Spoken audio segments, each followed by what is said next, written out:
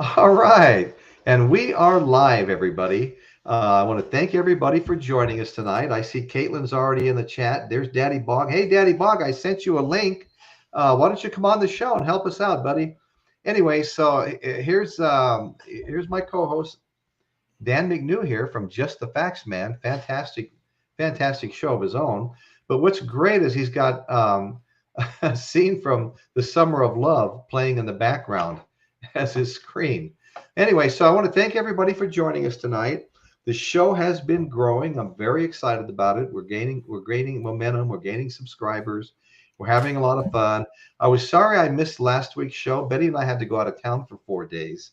And I try to be as consistent as humanly possible every Sunday, 6:30. But once again, I want to thank all the new subscribers, and I want to thank all my old subscribers that have stood with me over the years and helped us out here. You're all very well appreciated. And Gloria just came on, and Miss Oo. And I want to thank you, girls. Thank you very much. I'm going to say hi to both of you before we continue. And I really appreciate you both being here. It means a lot. There's so much to watch out there now that when you come and watch my show, I really do appreciate it. And Mary Jane's out there also. Hi, Mary. How are you? Okay, so we're going to get started here.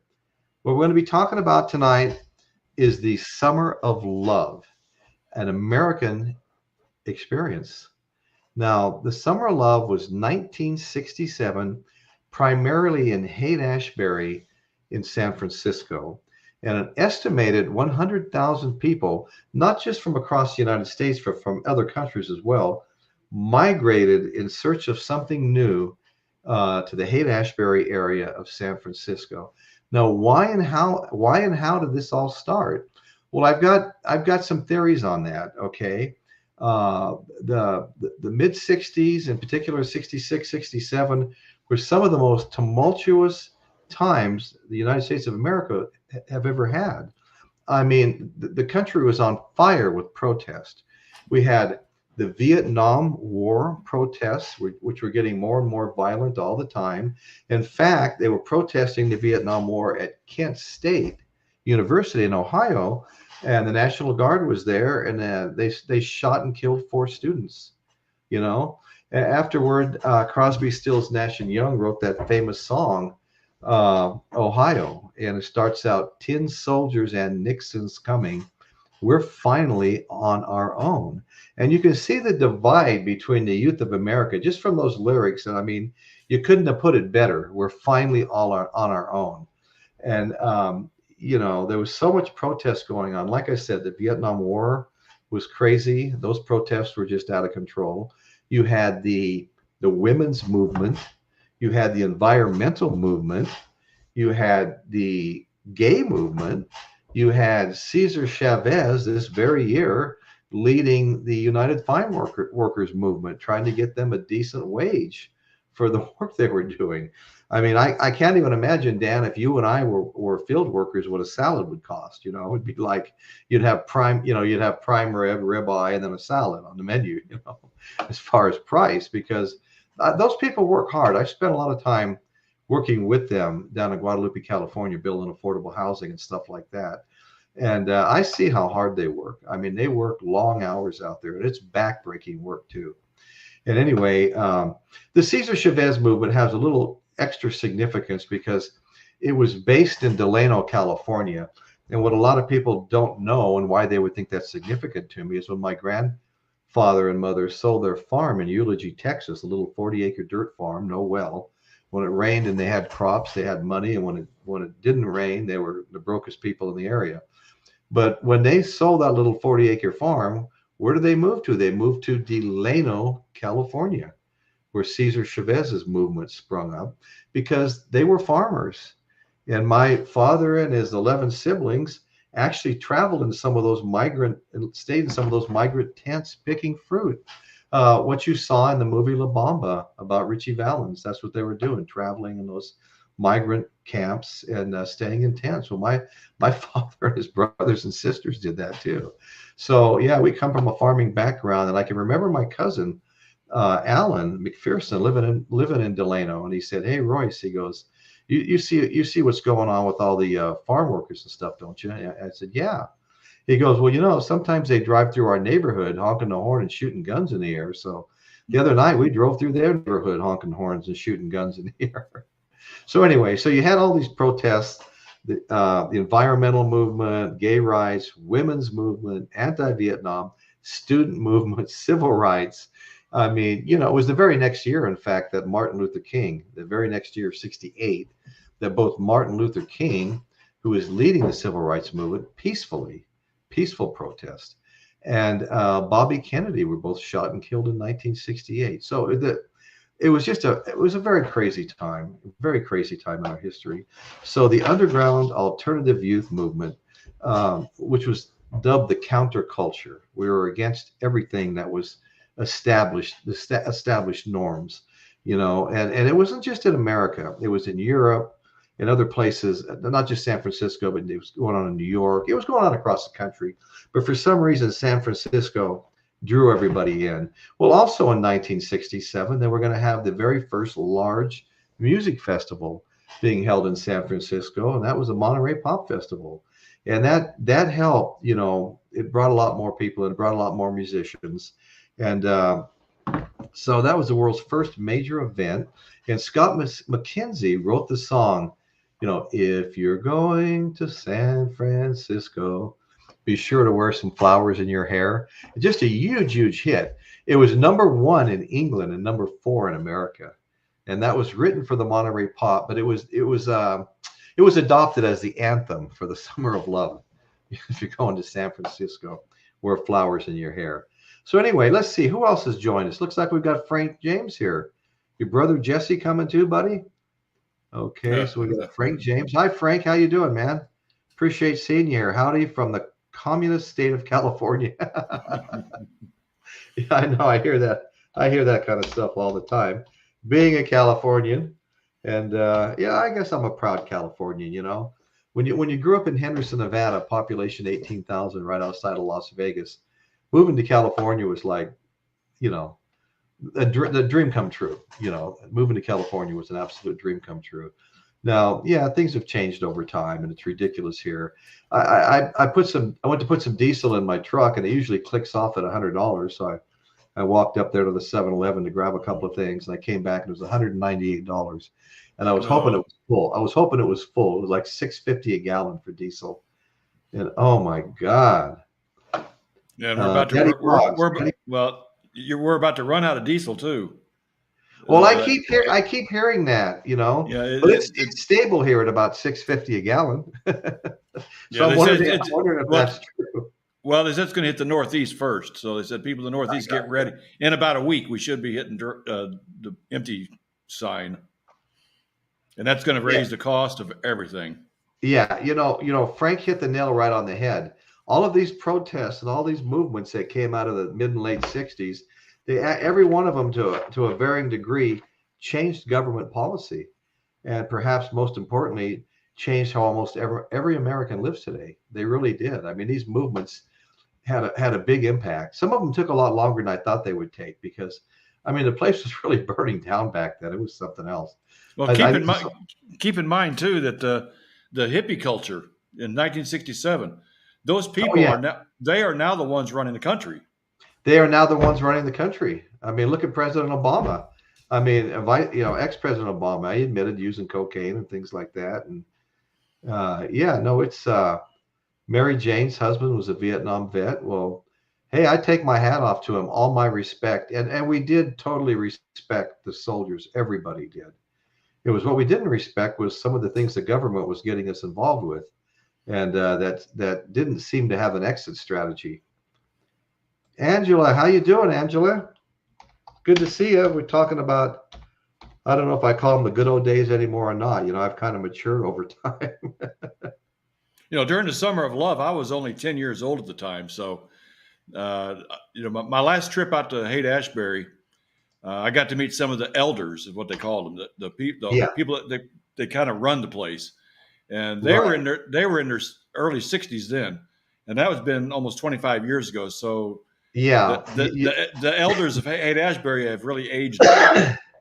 Well, what's funny is I was 14 years old, in the Summer of Love. And so I wasn't old enough to participate. We'd see it on the nightly news, and it was just mind-boggling. All hippie culture, long hair, like I had like a year later, long hair, bell-bottom pants, smoking weed. I mean, it was the hippie culture. It was the counterculture. They're all out there searching for something new, something different, And basically, it was basically sex, drugs, and rock and roll was the promise of San Francisco, and the old saying, So anyway, okay, so a new generation of bohemians had arrived on the scene. They were considered to be that was considered to be the starting point. Was the human be-in rallies in San Francisco? They had a human be-in rally, and that was kind of the starting point that kicked it all off. And that took place at the Golden Gate Park, where all the free concerts were taking place. And it was celebrating the ideas of the 60s: rebellion, communal living, political decentralization, environmental awareness, dropping out altogether from society and just kind of doing your own thing, living in communes, communal living, and the whole 9 yards. And at the Golden, what was crazy? Listen, Angela, crazy gas price for it. It is totally insane, Angela. Do you live in California, Angela? So anyway, what we had, we had this movement of the estimates are as high as 100,000 and beyond of people converge on that little area of Haight-Ashbury, and they stayed there, for the year. But what was happening is they had at the Golden Gate Park, which I had just mentioned, they had these huge free concerts, and everybody just hung out there. In fact, my friend Pete, that was going to be on the show tonight, but isn't feeling well, he had a stroke this year, and they just changed his meds. And he could have told some stories that would have blown your mind. Dan and I were talking right before the show started, and Pete grew up in San Francisco. He was getting in trouble his late teens, so he joined the Army. When he got back, all his friends had joined the Hells Angels, including the Oakland chapter that helped incorporate all the groups under one banner. So anyway, Pete had some great stories to tell. They used to send him undercover to the Golden Gate Park.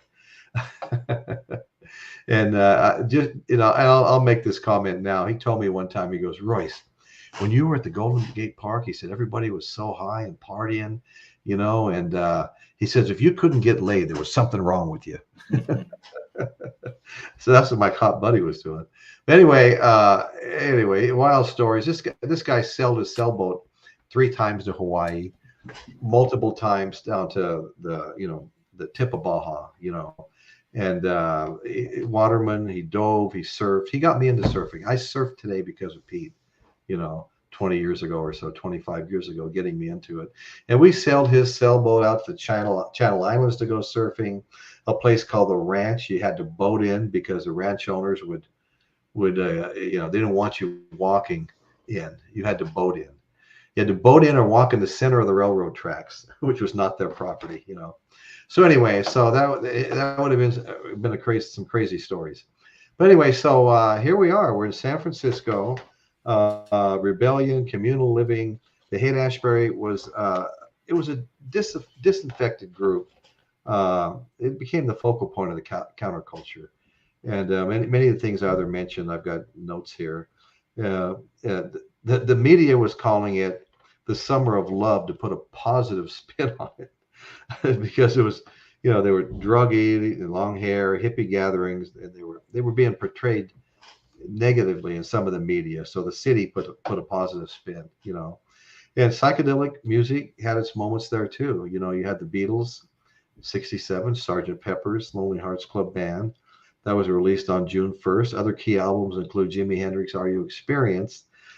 Disraeli Gears by the Cream, Pink Floyd's At the Gates of Dawn, and the self-titled Doors album, all released in 1967, and all about, as psychedelic as you could get, with rock and roll back then. I loved Sgt. Pepper's. I loved all of them, the Cream, Disraeli Gears.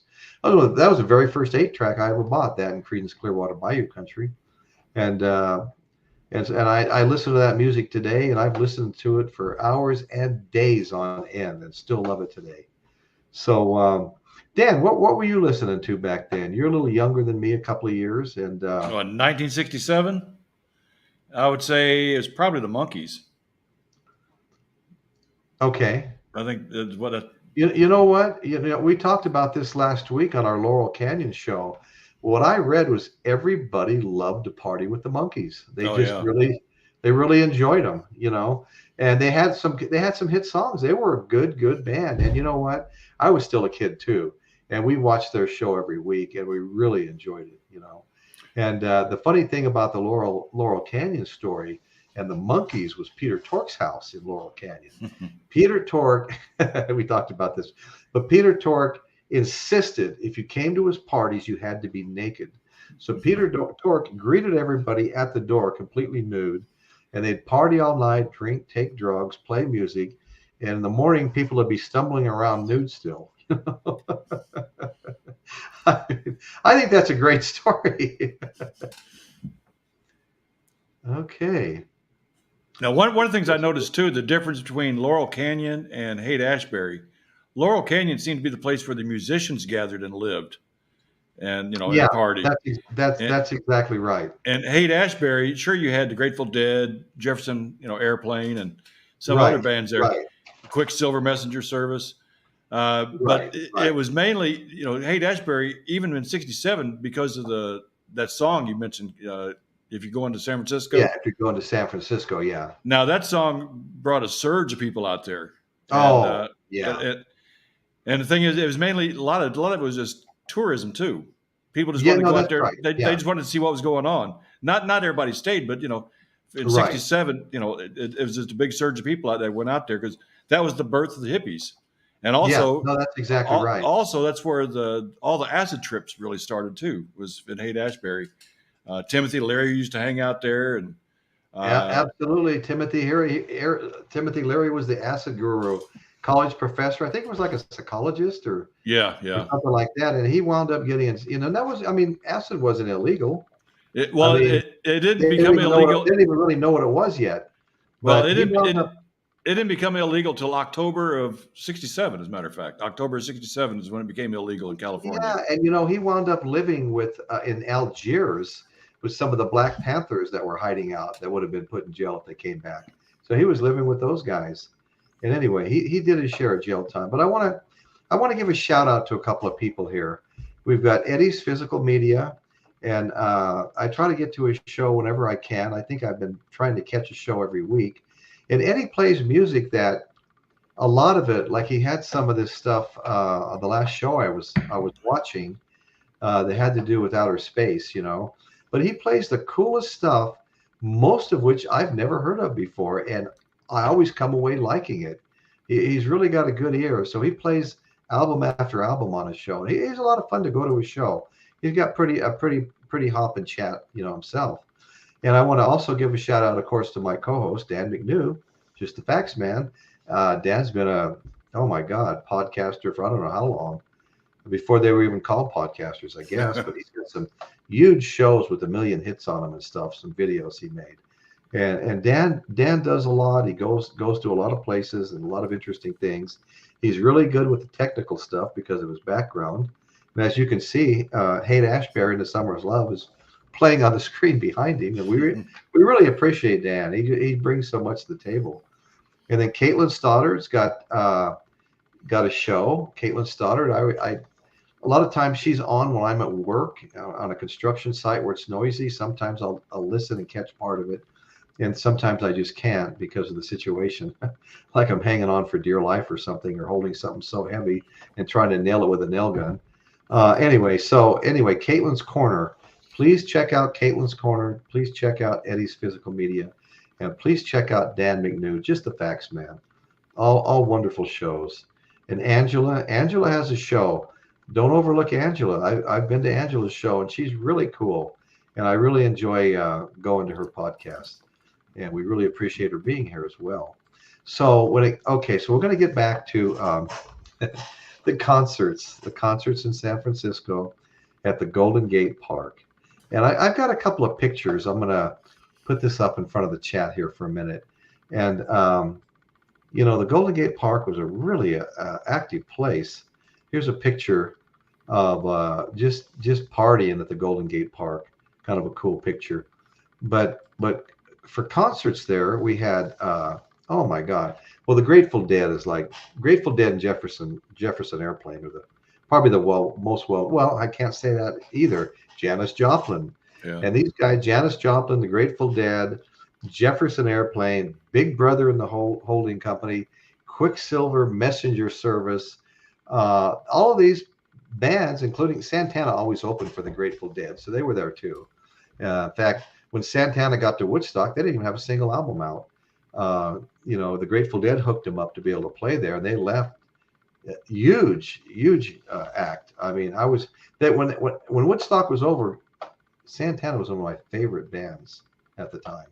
So many great bands there. So they played there too, and there were so many bands. And of course, when you had the Monterey Pop Festival, like in June, in Monterey, adjacent to San Francisco, that brought a lot of them over to play a little bit, and hang out with everybody. But you've got okay, so let's look at some of this. I've got this nice little Summer of Love, 1967. Some people thought, for a long time I thought because of Woodstock, 69 was the Summer of Love, but it was 67. Yeah.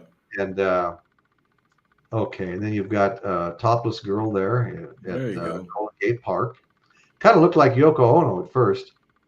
And then here's the most famous corner in San Francisco. Yep. Haight-Ashbury, the Haight-Ashbury district. And this is where it all went down. And I've been there, and I think you've been there multiple times, Dan. I've been there 2, maybe 3 times down through the years. I've been there. I think I've been there 3 times as well. And yeah. I'm amazed too, as much as I like, exploring new things like Haight-Ashbury. Yeah. Every time I went to San Francisco, I would go there. And right. I got hardly any film footage at all. Yeah, I've got a little bit, but I've got the, I've got the obligatory, street sign picture. At the time, Ben and Jerry's was right there on that corner. Was it? Ben and Jerry's ice cream, and right across the street on the other side was a T-shirt place. I think that's the place you'd went before.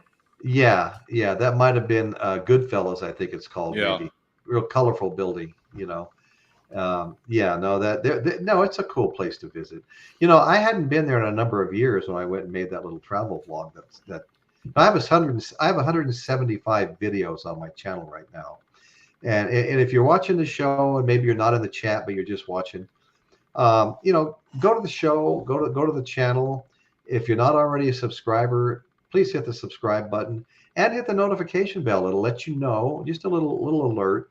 In case you want to watch another one, it'll let you know that they're coming. It doesn't cost anything. It doesn't cost anything to subscribe. It just helps the show to grow, gives us more momentum, and allows us to get a little bigger and better.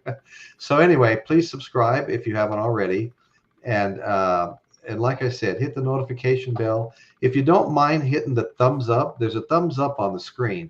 If you hit the thumbs up, which we refer to as the like button, what happens is there's an algorithm that's keeping track of everybody with the YouTube show.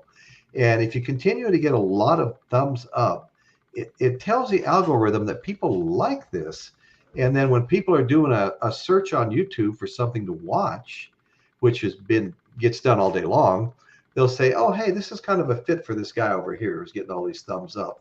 Let's recommend this show. Now, whether they watch it or not is, who knows, but some of them do. And that helps the show grow also. So thumbs up button and subscriptions are really, really appreciated.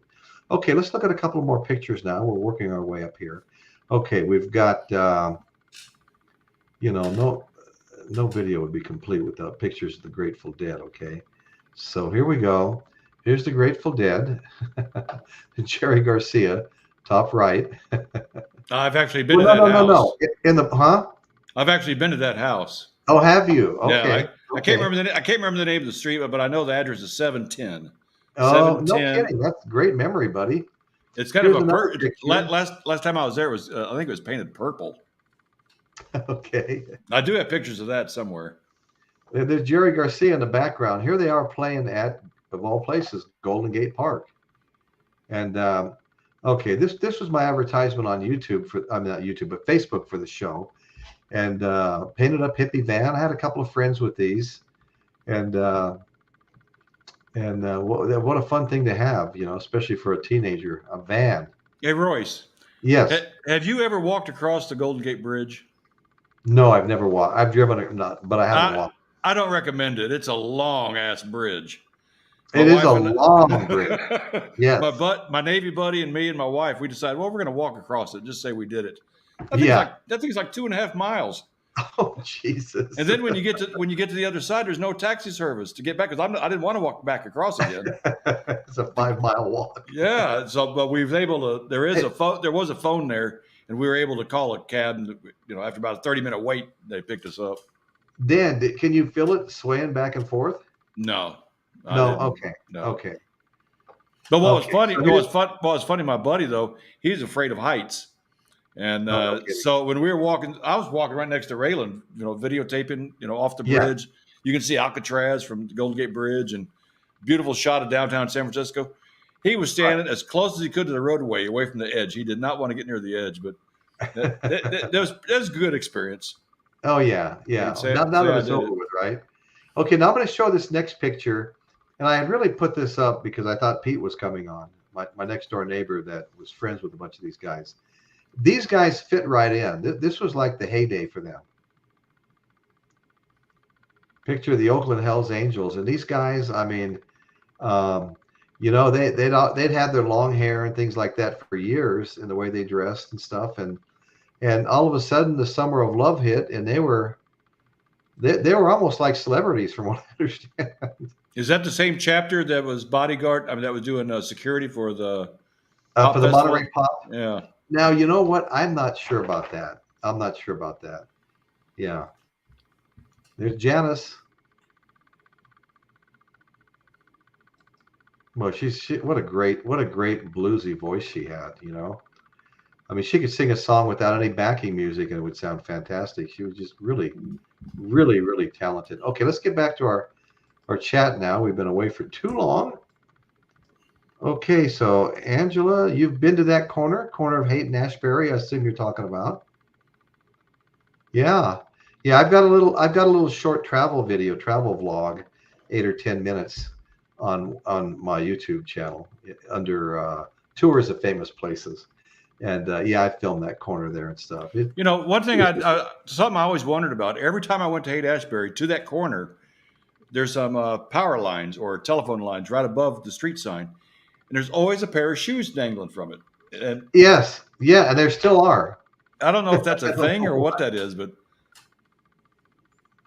a pair of tennis shoes hanging over the wires. All the San Francisco bands considered the Haight their community and supported each other. Yeah, they really did. I mean, it was a real community. They call it the Summer of Love, and I saw an article where Jerry Garcia's girlfriend was describing why they kind of called it the Summer of Love. Well, when you meet somebody and you fall in love with them, you get that feeling, oh, I'm in love, that love feeling. Well, she said you get that and have sex with somebody, and be in love for 3 hours, and then go on to the next one, fall in love again for another 3 hours. So it's just a free for all sex orgy. It sounded like. Oh no, that's exactly what was going on there. It was free love. Sex, drugs, rock and roll. Angela, I'm sorry. I got confused there for a minute. I apologize for that.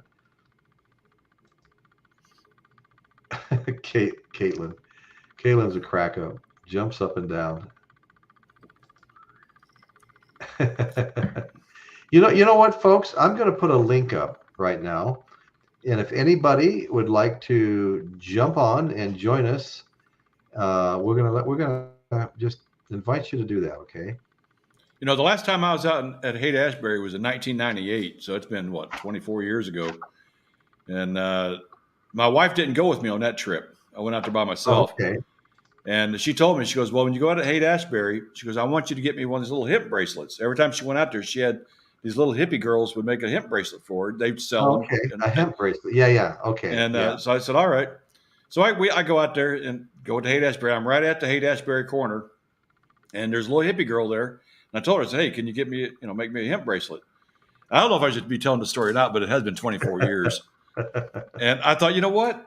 I thought, how cool it would be to do a drug deal right here at the sign, the Haight-Ashbury sign. Oh, yeah. So I asked a little hippie girl, I said, hey, if one wanted to get some smoke, some pot, who would I contact out here? And she kind of nodded her head and said, see that guy sitting in that chair over there? That's one of the elders. And Okay. she made a signal or something to him, and he got up and like motioned me to start walking with him. So I started walking with him, and he asked me, how much you need? I said, $20 worth. He goes, put it in my right hand. So I kind of like slipped him a $20 bill. In the other hand, he handed me $20 worth. And I go, I did it. That was kind of a bucket list thing. I wanted to do a drug deal at the corner of Haight-Ashbury, and I did it. Well, that's really funny you should say that, Dan, because, I think our paths are a little similar. I mean, there was Laguna Beach, California. I moved to Southern California. And, but prior to moving there, the word on the street was the next Woodstock was getting ready to happen in a valley in Laguna Beach. And so me and my buddy's boy, we loaded up, took off. Well, I had really long hair, and my buddy had a car we called the Pink Panther. You couldn't have put a car any lower to the ground. It was painted pink. So we all had long hair and our granny glasses, and we're all leaning out the windows. And we go flying down to Laguna Beach to see the next Woodstock. And we're like 16 years old, And we'll explain this to our parents later, right? So we go flying down the Laguna Beach. And I'll tell you what, I have never, ever seen anything like it.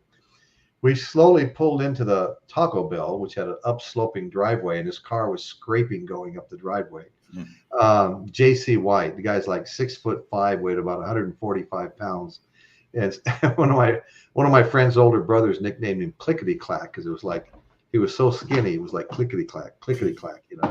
Anyway, so we get into the parking lot at Laguna Beach, and we don't even get all the way in when we got bad information that concert had taken place the week before. We're a week late concert.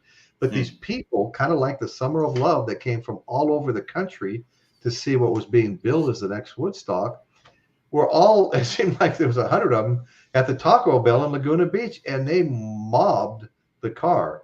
And that Taco Bell was famous for years for being a place to go buy drugs. And I'm not exaggerating. You had all these arms in the windows. What do you want? What do you want? Weed, coke, acid. What do you guys want?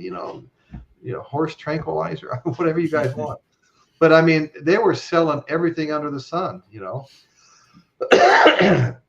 Well, the thing that's different now with Haight-Ashbury, they probably have a dispensary on Haight-Ashbury now, versus what it was in 1998. Yeah.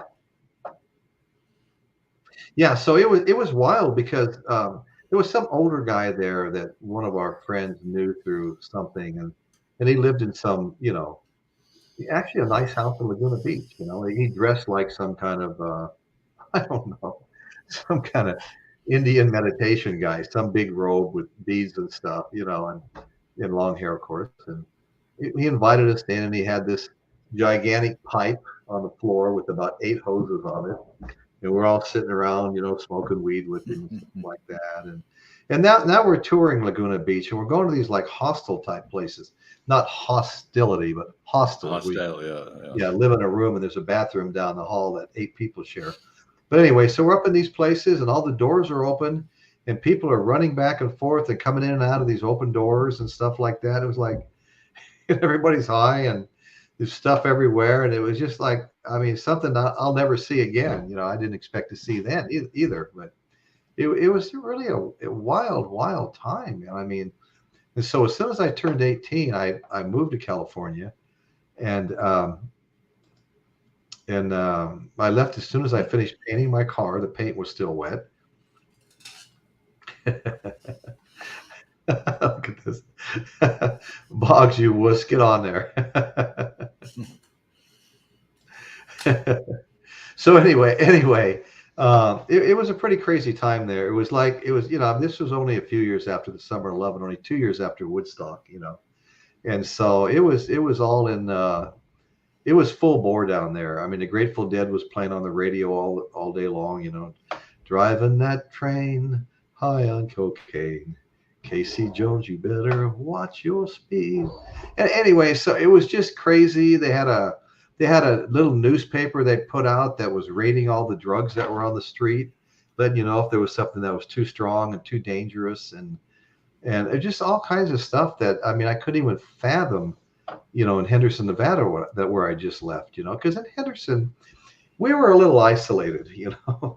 I mean, don't get me wrong, we, long hair and getting high and stuff like that, but we weren't in any kind of anywhere near the epicenter of any of that.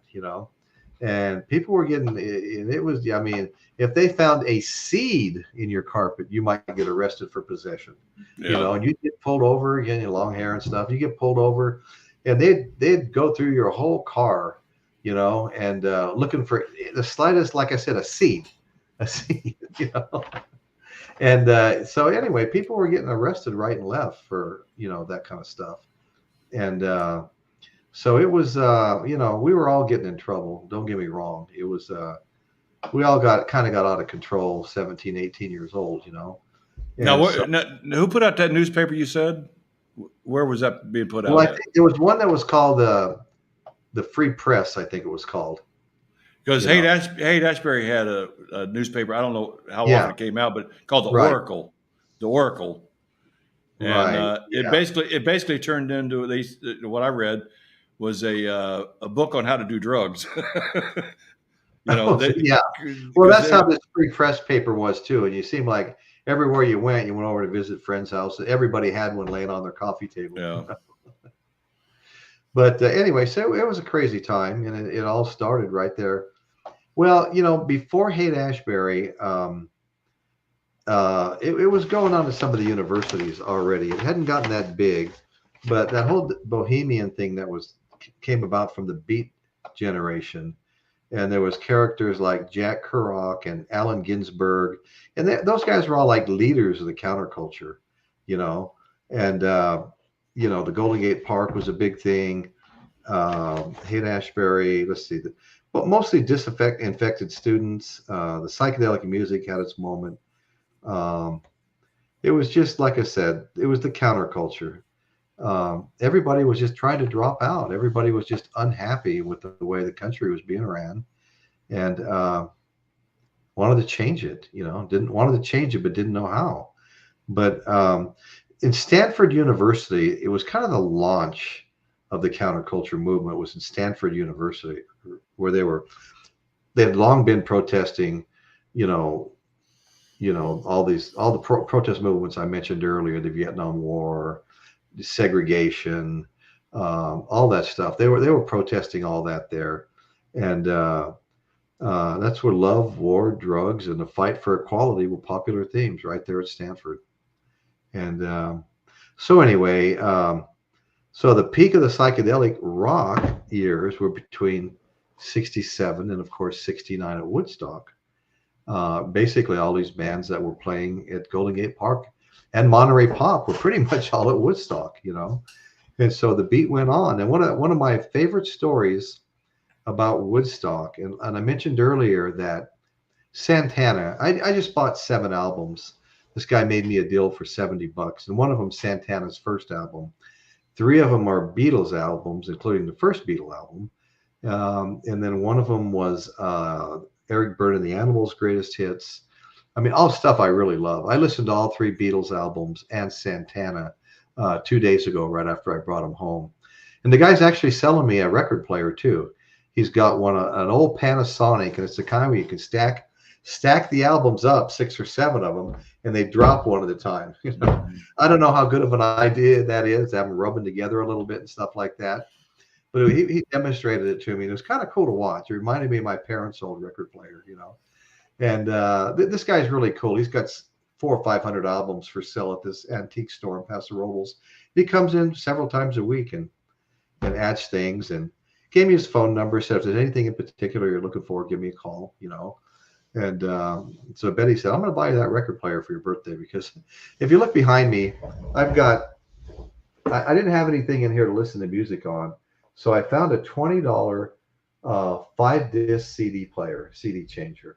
And then I bought a $7 Yamaha thrift store, $7 Yamaha 5.1 surround sound. And then it came with all these little speakers. I don't have the subwoofer, but I have like, $35 in the whole thing, and it sounds great. I can't turn it up very loud. My office is small. But what I really miss having in here is an album player, a record player, vinyl player. And so that one will be in here eventually. And it sounded really good. It even comes with speakers for $75. So anyway, okay. So the peak of the psychedelic rock, 67 and 69 with Woodstock. And let's see, the international musical movement associated with the widespread counterculture started to decline, kind of about 69. It was like, what happened to it? How did it end? Well, after we went through, Woodstock and stuff, people came to San Francisco very idealistic, they wanted to change the world. And they started, how did it, okay, here's how it ended. There was a dark side. Everyone soured and distorted the hippies' hopeful aspirations by the autumn of 67, actually. The movement had become a commercialized media spectacle. And it was. We watched it nightly on the news, and so it became a media spectacle. And they weren't really achieving any of the goals they wanted to achieve. And it became a bit of a mess. The realities of dropping out hit home. Free love was used to excuse rape. Thousands suffered from serious drug addiction and mental problems from using all the drugs, and or became homeless. And San Francisco was overrun with dealers, teenage runaways, and the Haight-Ashbury scene deteriorated through overcrowding, homelessness, and crime. Many of the originators of the scene fled elsewhere. In October, a mock funeral, the death of the hippie ceremony, was held, and held by some of those that remained, realizing that peace and love couldn't sustain them forever. Most of the hippies eventually had to go back to universities or get a job, although some found ways to continue their alternative lifestyles at home or abroad. For most, though, the utopian dream had come to an end. So it came in, it lasted, it was fading, because Betty and I went up there in the early 70s, and you could tell there was a lot of people, shooting up drugs, using needles and stuff. And there was groups of what I thought looked like kids. I mean, really young adults you could tell they were living on the street, and they had needles, and and it was right around that time. It might even have been the same trip we took up north. We went over to Santa Cruz, and boy, you talk about an eye opener in Santa Cruz back then. Oh my goodness. The streets, I'm not exaggerating. I'm standing on the sidewalk, and if I look back and forth, I could probably count several hundred needles. They were passing out free needles, to keep people from getting hepatitis and things like that from using dirty needles. They were just giving free needles out. And they were just everywhere, syringes, needles. It was Santa Cruz was actually kind of a scary place. I never felt that, in Haight-Ashbury. It always seemed really peaceful, But Santa Cruz was a little, some of these guys standing on the street looking at you and stuff like that. You didn't know what was going on, It was pretty crazy. Well, in Haight-Ashbury, the whole concept was unsustainable. There's no way it could continue. You had too many people there, not enough jobs. People became beggars, basically. And, of course, a lot of them left. And then even today, there's still a few diehards that are still there keeping it alive. But it's not like it used to be. There are. Not much, but I've seen a few that were still, still looking and living the part, it appeared. Yeah. And we just got joined by our good friend and often co-host, Michael Nolan, The Bottom Line. And I just want to say to everybody that you want to see a show that's exploded, it's Michael Nolan, The Bottom Line. Michael does a great job. He's done so many good shows. I always watch them. Sometimes I'm a day late or something, and they come on when I'm not around. And as soon as I find out, I watch them. I always try to leave my comments for better or for worse. Anyway, great for you to stop in, Michael. We really appreciate it. We've been having a little fun talking about the Summer of Love. Dan here has got the Haight-Ashbury Summer of Love film on the street playing behind him. You know, I think that's fantastic. I think Gloria heard my alert go off, and no, that is not a tornado alert. That's it's a Amber Alert, missing kid. Right. Okay, so it looks like we've been joined also by Adam D. Yo, Dan Man, Yo, Royce Man. Hey, thank you, Adam. Good to see you, buddy. Nice of you to pop by. We always appreciate you when you show up. You know, another thing that Laurel Canyon had in common with Haight-Ashbury is the price it cost to live there is very cheap. And so in 1967, or actually it started about 65, that's when people started moving out there because it was so cheap. Same way with Laurel Canyon, the rent was cheap, so that everybody migrated to those cheaper areas. Yeah, how would you like to get something in the Hollywood Hills today? You know. Yeah, and I often wonder too, even in Haight-Ashbury, how much some of those shops would cost to purchase one of those shops out there. You know, because they're old buildings, but you know they've been refurbished and they look nice and everything. But you know, I bet it cost a pretty penny. Like that T-shirt place right across from Ben and Jerry's. I bet that thing cost a pretty penny. Boy, I wish I'd have known then what I know now. When I first moved to Southern California, and I had a Harley Davidson, I was able to find an apartment with a one-car garage. In fact, my wife's parents managed them. That's how I met her. She answered the door when I knocked on the manager's door. Anyway, I'd get on the Harley every afternoon because I didn't work. I was just drawing unemployment from Nevada. And I'd get on the Harley every afternoon and I'd drive down Pacific Coast Highway, you know, Huntington Beach, Newport Beach, Laguna Beach, you know, Balboa Island. I'd just go from beach town to beach time. And so sometimes I'd even go in and park in the parking lot and just hang out on the beach a little bit. And boy, I tell you what, you could have probably bought any of these old houses and stuff in there for like $20,000, you know. Yeah. $22,000. And you know, those things are worth several $1 million each today. And when we're talking beachfront along Pacific Coast Highway. And I remember years and years later, I was working on a job where I was actually, I almost hate to admit, I was a Laura Scudder's potato chip route driver. And they had hired me because I was in the Teamsters Union out of Las Vegas. And I was going to be the relief driver so that all the drivers could go take their vacation. So one by one, they all had to take me out and teach me their route. And I tell you what, I gained a lot of respect for those guys. Those guys work at a dead run all day long, delivering their chips and putting them on the shelves. You know? And anyway, so I was learning all the routes. And I remember driving by some lots. This was in, you know, closer to the mid-70s. Lots up on a bluff overlooking the Pacific Ocean. And Harry says to me, and it was his route, he goes, "Can you believe these lots? $40,000 just for a piece of dirt." You know, I couldn't believe it, you know. 40,000. Yeah, just for a lot. So anyway, we've been joined by my nephew. Where you been, Todd? Okay, Todd Pattison just joined us. Todd is my nephew. Todd is a musician, and every time I get a chance to say something to my buddy Todd, I ask him to, you know, bring one of your videos of the music you've been making. If you have one right now and you can figure out how to get it on the show, man, I would. This young man is very, very talented. Plays every instrument. He sings, and he just really does a good job. It's real mellow stuff too. I really enjoy everything I've watched at Todd's. In fact, he has it. Todd, is your channel on YouTube or is it like a Facebook channel? I think it's a YouTube channel.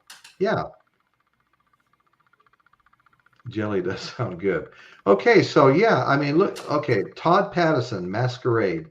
I encourage everybody to type in Todd Pattison Masquerade in the YouTube search window. And I think you guys, I mean, everybody, check him out. You guys will all be impressed. He's really good. And he's my nephew. Well, more proof that talent doesn't run in the family because I'm very good at it. Playing any instruments. But anyway, Todd is great. So anyway, we've also been joined by our buddy and sometimes also co-host, one of the most knowledgeable guys I know about music and bands, Jeff Davidson. Hi, Jeff. How are you, buddy? Hey, Jeff. I'm just trying to look the part. I'm trying to look as much as 1967 as possible. Yeah, I know. I actually have a Haight-Ashbury T-shirt and hat. So do But I, but mine's so old it's got holes in it now. I need to go buy a new one. But yeah, I tell you what, as much as I enjoy going to Haight-Ashbury and seeing the culture out there, right. it's a culture I don't believe in. I don't believe in hippie lifestyle at all. I'm totally opposite. But I think No, I hear you. I think it's very interesting. I could never live it though, but it's interesting to look at the history of it and how it started, and and I can understand why they became like fads. They'd pop up a couple years later, they'd be gone. It was unsustainable. It just not going to work. No, yeah, It reminds me of something my wife used to always tell me. Well, when we were dating, and we had nothing, we were broke poor, and she said, "Well, we'll live on love." I said, "That ain't going to pay the bills." You see, and that's the same thing with Haight-Ashbury. They try to live on love and peace. That didn't pay the bills. That didn't feed your stomach. So it was never. No, that's right. I have to admit, we were kind of a little bit of a weird mixed bag or hybrid, hippie. I mean, there were things like you'd hear these stories like, oh yeah, these hippies, man, they don't want to fight. They're all about peace. You'd walk up and kick them in the what, and they won't even fight. They'll just walk away from you. But we had long hair, but we weren't like that. Yeah. We had long hair, and we'd go up to Boulder City and fight the Boulder guys. They even went to jail a couple of times, juvenile hall and jail. And we'd go into Vegas, and we weren't like that. I mean, we weren't hippies. We just had long hair and got high. Okay. Yeah, that was me. In fact, we almost didn't know what was going on anyplace else because we were so isolated in Henderson, Nevada. I mean, I was so opposite that I'm actually a Vietnam veteran. That's something that those guys were running to Canada over, which really pissed me off. Even as a kid, that used to piss me off. Yeah, people run away from it. Yeah. Yeah, and I didn't get drafted. I didn't get drafted either. I actually volunteered. So. Oh, did you? Yeah, I was one of the first wave of volunteers after they stopped the draft. Gotcha. In the early 70s. Okay. Yeah. No, I had a draft number, 1972. I had to sign up for the draft, and of course I'm going to do it. It was a requirement, and the word on the street was the war's winding down. The politicians are all looking for a way out with some kind of honor. Nixon promised to end it, and the word on the street was that they were only going to draft up to like number 100. And so when you signed up for the draft, your name went into a lottery, and they said 100. If something really crazy happened, we might have to go to 150. And my number was like 330. Yeah. And so the war continued on for a year or so. And I remember when Saigon fell and the helicopters were pulling people off roofs and things like that. But that's where I was involved. I was involved in the evacuation of Vietnam after the fall of Saigon. I worked in refugee camps for like 5 months over in Guam. Oh, you know what? I remember you saying that. Yeah. And you see the historical footage. They talk about those helicopters being dumped off the side of the ship. I was one of those guys dumping a helicopter off the side of the ship. I was one of those guys. Oh, you're kidding me. No, that was me. That was during my time. Yeah, I was temporary duty on the USS Midway for 2 or 3 weeks. And we went off the coast of Vietnam, and if the helicopters could make it to us, we'd let them land. And it got to a point where there's too many helicopters on the deck. There's no more room. There was a small airplane that was trying to land, and there was no room for the airplane to land. And he had his whole family inside the little airplane, a little Piper Cub or whatever it was. Right. So that's when we got the order to dump the helicopters off the side. They weren't they were Vietnam helicopters, Vietnamese helicopters. So we just dumped them off the side, made enough room where this airplane could land on the carrier. And I actually saw helicopters hover next to the carrier, and the pilot would jump out and the helicopter would crash into this ocean. It's something to see when you're 18 years old. It's wow. Wow. Yeah, it was a crazy time. I mean, I grew up in that era when me and my friends' favorite thing to do was play guns, whether it was army men or cops and robbers or everybody. I mean, one of my first remembrances of a Christmas present was a little cap gun and, stuff like that. And it's like guns were the thing. I mean, there were Sears catalogs that showed a picture of mom, dad, and little sister and brother. And they all had guns that they were buying from Sears, and that was the front cover of the Sears catalog. So I grew up totally in that gun culture, and my father started taking me hunting at an early age. And, And so I've owned guns all my life. I mean, I even have an AR-15 and had two a while back. So, but actually, no, I didn't sell it. I traded it to my ex-son-in-law for a shotgun that I sold that I wanted to get back. You know, it had been a gift and I wanted it back. The AR-15 was worth twice, but it's my ex-son-in-law. I don't care. If he had asked me for it, I probably would have given it to him. Anyway, he's a good guy. We were close before my oldest daughter found new people. But anyway, whatever. Daddy Boggs had to deal with the war in Germany. Yeah. Yeah, I think some of the people weren't here when I was talking about my next door neighbor who was supposed to come on tonight, Pete Kanan. Pete Kanan grew up in San Francisco. Him and all his friends were, watermen. I mean, they dove, they sailed, they surfed. He taught me to surf 30, 25 years ago. He was my inspiration for surfing. We sailed his sailboat to the Catalina, not Catalina, but some of the remote Channel Islands to look for surf and some other places you could only get to by boat. We had a great time. Pete was a character. He's had more lives than a cat. He did a lot of crazy things. He said his mother quit answering the phone Saturday night. That was the night of the uphill races. Whenever she answered the phone, he was in the hospital because he was just gung ho. No matter what he did, he was full out. Him and his friend were in a private airplane one time. They had pilot's license, as do I. But they were in a plane taking turns trying to scare each other, doing spins and all that stuff. And Pete said he finally won because he went between a bridge and the water, and his friend was leaning back in this seat and thought they were going to die. He didn't think there was room for them to get through, and Pete got through. But anyway, like I was telling Dan earlier, Pete went in the military, right? I don't even know if he was out of school yet, but he did get a degree while he was in the military.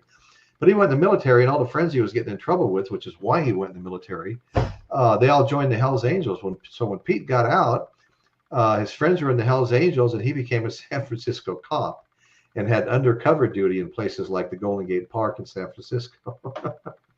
And I wanted him on so bad, but he's been sick. He had a stroke earlier in the year, and he has good days and bad days. And he was all set to come on tonight, and I could just about tell you all his stories, but I didn't want to. I might have prompted him for some of them, but I was really looking forward to him being on because he's got the stories. Let me tell you, he sailed his 37-foot sailboat either 2 or 3 times to Hawaii, and on the one time, a big storm was coming in. And they thought, well, he thought he took a chance that he could run ahead of the storm, catch some good winds, but not be in the storm because he's ahead of it.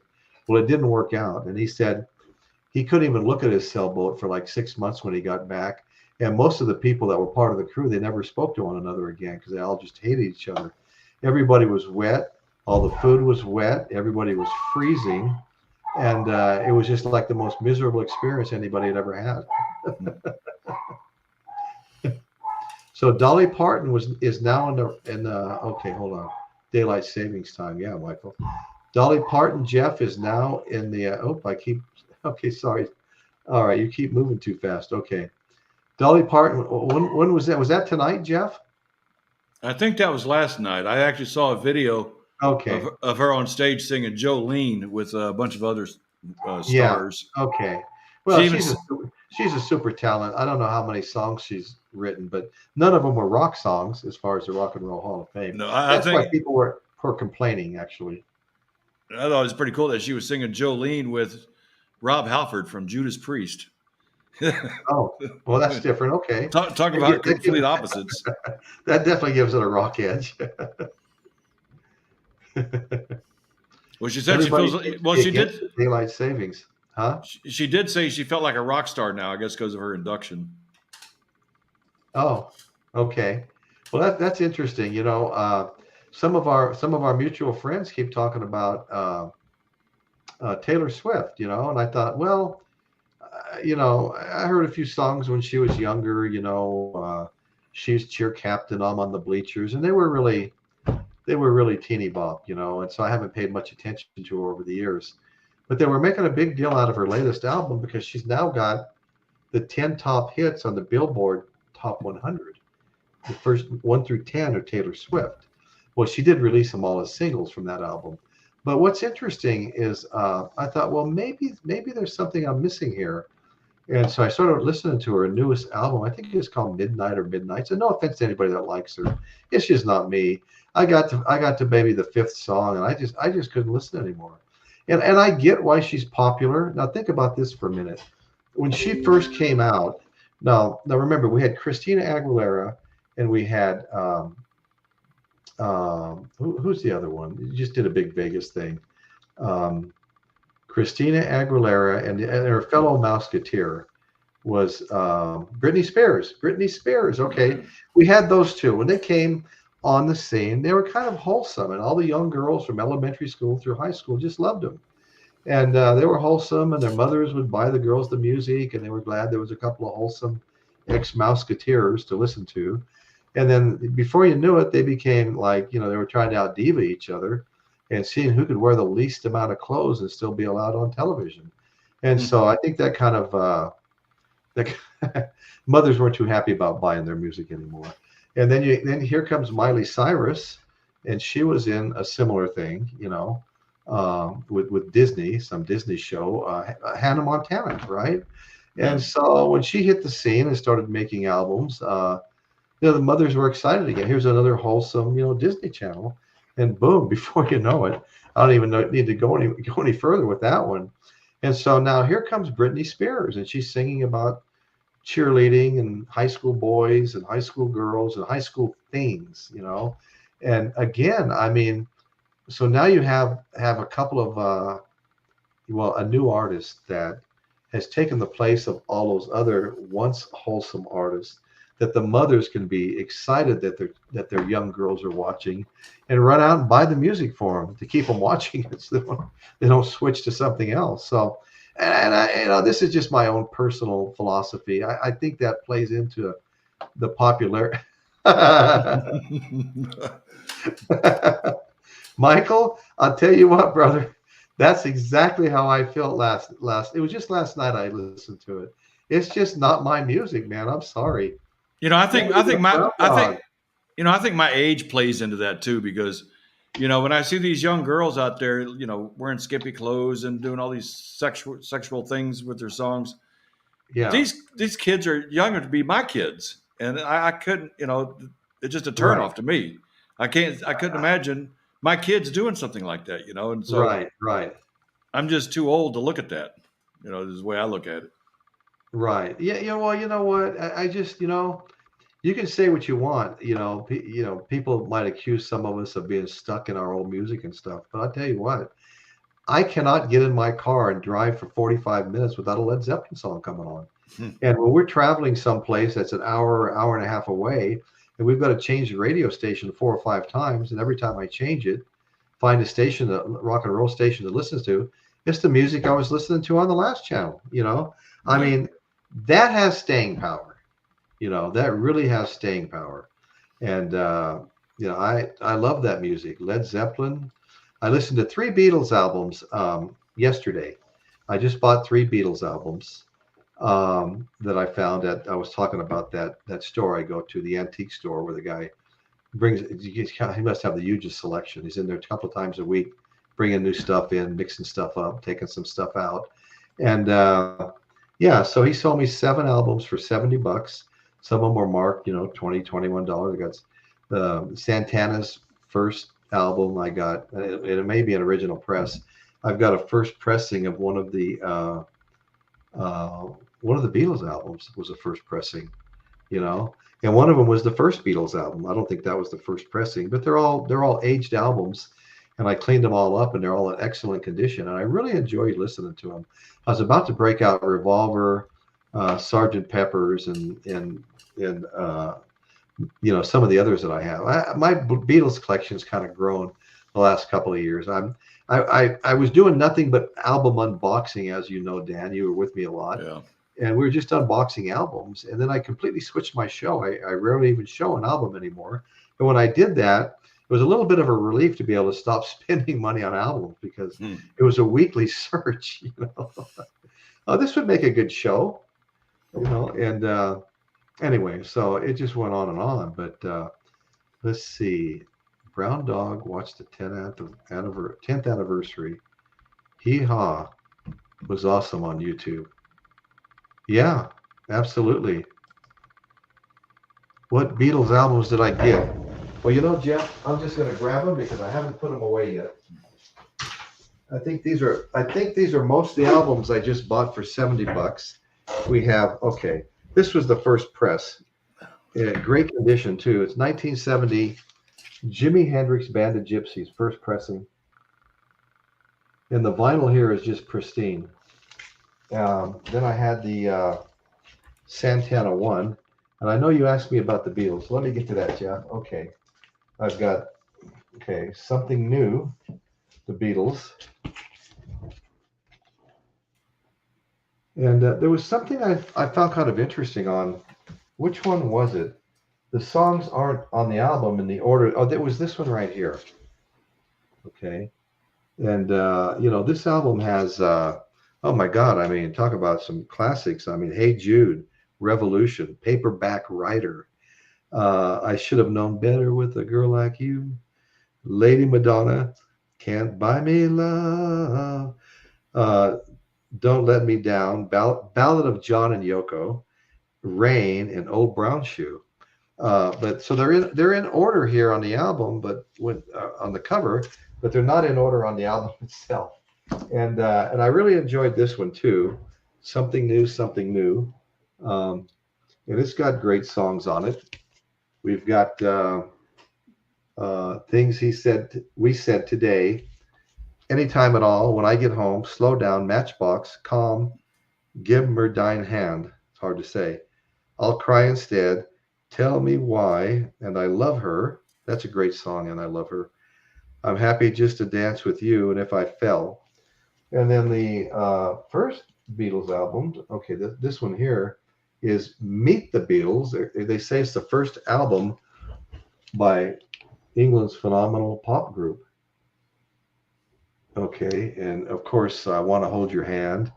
Saw Her Standing There, This Boy, It Won't Be Long, and All I've Got to Do,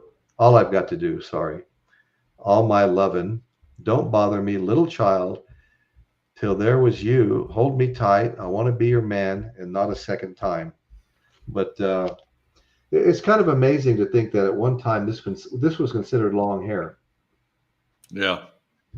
So anyway, so these were good albums, and like I said, I listened to all the Beatles last night and Santana, and the day before I listened to the greatest hits of Eric Burdon and the Animals. And this has got some Eric Burdon. He was a real fan of the blues. A lot of his early stuff is blues, and this has some great stuff on it. Monterey, that's a great song, Monterey, since we're on the subject of the area. San Francisco Nights, another fantastic song. Winds of Change, To Love Somebody, Sky Pilot. Sky Pilot, as much as I love House of the Rising Sun, I still have to give that number one. Sky Pilot right now is right up there with me, and I really enjoy that song. San Francisco Nights is great too. So anyway, I bought 7 albums for $70, including the 3 Beatles, original press, A Band of Gypsies, Eric Burdon, Santana. Anyway, so Jeff, I've left you up there for too long. Sorry, buddy. Sorry. Brown Dog, how you doing, buddy? Todd Pattison Masquerade. Thoughts? Jim Morrison. Absolutely love Jim Morrison. I love the Doors. Me and my buddy took off we're 17 years old, took off from Henderson to Tijuana, Mexico, just to hang out and do shit you can't do where we live. And we listened to that new tape had just come out, Riders on the Storm. We must have listened to that half the way there and back. We enjoyed it so much. And it was blasting too in his little Volkswagen Bug. I want to get the newer Beatles Revolver box set. Hey, Jeff, do yourself a favor. 2 comments below you is Michael Nolan, The Bottom Line. And Michael Nolan just covered that and compared it with earlier Beatles albums. And it was just the greatest thing I've watched in a long time. And okay, so here's Michael Nolan, The Bottom Line. Go to his YouTube channel and watch that new Revolver box set comparison with 2 or 3 of the earlier albums. It's great. It is really, really, he does a fantastic job. And I think, Michael, I think that's one of your longest videos that I've watched. Is like 28 minutes or something. Anyway, but it's really great, Jeff. Check that out. You'll really enjoy it. I mean, especially with your musical background. Okay, Jude back. Okay, let's see. Michael says, hey, Jude, back when it was a Beatles canon album. Yeah. Beatle canon album. Yeah, those were great songs. I remember it was like when Hey Jude and Revolution were both up against Mrs. Robinson for the, I don't know, best song of the year on one of the awards show. I think I was about 15 years old, and it was like a funeral when Mrs. Robinson beat out Hey Jude and Revolution. we couldn't even speak when that happened. Brown Dog, Don't Let Me Down. And awesome, it is an awesome tune. Just a great, great tune. Thank you, Brown Dog, for commenting. Let's see. All right. He screams like a banshee on that. Okay, boy, the chat passed me up. Yeah, Sky Pilot was great. Okay. Don't Let Me Down. Okay, I'm blowing it. Don't let me down. Okay. All right. Okay, I'm getting caught up on the chat. Well, it doesn't take long for everything to get away from you. Those are great albums, U.S. pressings. Yes, they are U.S. pressings, as you can tell. I have 2 Parlophone pressings, UK pressings. One is Help, and the other one is Revolver. And then I have a whole lot of Apple label and stuff like that. Gloria, Dan, have you bought any albums? Dan? Inquiring? No, have you been buying albums? I think the last album I bought was, I think it was Ace Frehley about a year ago. It's been a while. No kidding. Well, I saw him in April. He opened for Alice Cooper here in Paso Robles. And really kind of funny. He did this one song where he's got his guitar rigged up where, smoke's pouring out of his guitar while he's playing it because, it was pretty funny. I enjoyed it. Yeah, back in 2009, we hired Ace Frehley to play at Ride for Dime. That was pretty cool to meet him. And I remember that. Yeah. We got some good footage of him on stage performing. Right. Well, let's see. Brown Dog approves of Ace. Well, there's been so many changes in that band over the year. Let's see. In Florida, that scene, Dan, is a no-no. Yeah. Daddy Boggs getting after. Oh yeah, no, that is a no-no in Florida. Well, I'm pretending I'm in Caitlin's area, up in Colorado. Well, guys. Thank you all for joining us. We're gonna close it down now. Really appreciate everybody for being here. New subscribers, old subscribers, love you all. If you haven't subscribed yet, please hit the subscribe link on the show itself. And you can even hit the black notification bell, and we'll make sure you don't miss another one if you've got the time to watch. So thank you all very much. Please hit the thumbs up button. It tells the algorithm that we might be a good show to recommend to people that are looking for shows. So anyway, once again, hey, Dan, I really appreciate all your help. No problem. Everybody in the chat. Not everybody comes in the chat. There'll be a lot more people watching the show that show up in the chat. Anyway, it is what it is. But Todd Pattison, Masquerade. I have a signed copy of Frehley's Comet. I think it was in 1986 or 7. Yeah, that's great, Todd. That's great. Awesome. Yeah, I appreciate you joining me, nephew. Good to see you again, man. And I keep asking you, bring a tape. Let us watch one of your songs on a video. That would be fun. We would really appreciate that. I want to mention something. Just talk about Ace Frehley. Did y'all see that? The friend of mine, Video Bob. He was down in Austin, and Kiss did a really small concert venue, I guess, for a corporate company, and there must have been no more than 100 people in that show. I mean, at the show. Okay. I mean, I can't. That'd be so cool to be that close to Yeah, Kiss. yeah, and they weren't in costume, right? They just had their street clothes on. No, they were in costume. Oh, I'm thinking of something else you just put on. Yeah, they were totally in costume. But like I said, it was for a corporate event, so it was very limited. But I kind of wonder, what do they charge? What do they charge for a corporate event like that?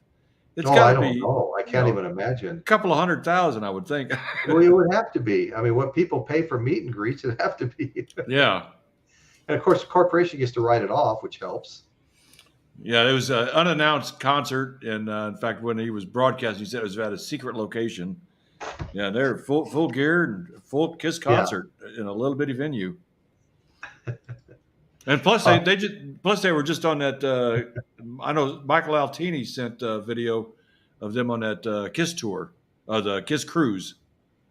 I've seen. Yeah, they put out. They seem to do those cruises fairly regularly. For a band that's been saying farewell, they're staying around for a while. Exactly. Kind of like Motley Crue. I think it's going to drag on for a couple of more years. Well, there's only 2 original left, and they keep replacing them. So yeah, I kind of wonder if they'll continue even when there's no originals left, and they just, Well, that's what Gene Simmons says he wants to see happen. It just lives. It just goes on forever. Yeah. Anyway, I want to thank you, everybody, and good night. I really appreciate it. Look forward to seeing you again next week. And I'm going to start doing a few little pre-recorded videos that I put on midweek. I've got a bunch of stuff I need to show. I've been sitting on for too long. Okay. And there'll be some album unboxing and my CD hoard. I want to show that. I want to show a 22 album hoard I was given also. So I want to go through all that stuff, just little short videos. Anyway, guys, thank you all very much. Good night, y'all. Bye. Take care.